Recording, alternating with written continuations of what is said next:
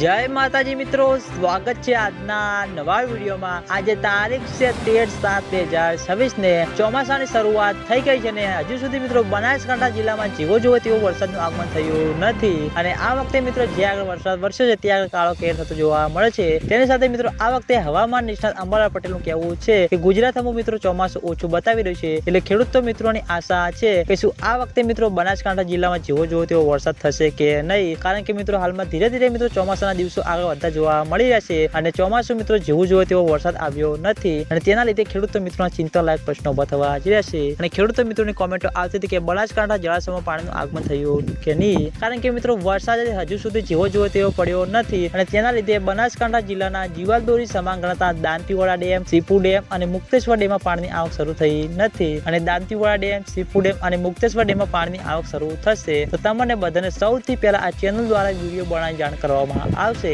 એટલે તમે બધા અમારી ચેનલ ઉપર નવા હોય તો વિડીયોને લાઈક કરી દેજો, કોમેન્ટ કરી દેજો અને ચેનલને સબસ્ક્રાઇબ પણ કરી દેજો, જેથી કરીને અમે Dantiwada dam, Sipu dam, Mukteshwar dam અને બનાસ નદીના અવનવા વિડીયો લઈને આવીએ તો સૌથી પહેલા તમને બધાને ખબર પડી જાય। તો મિત્રો જય માતાજી।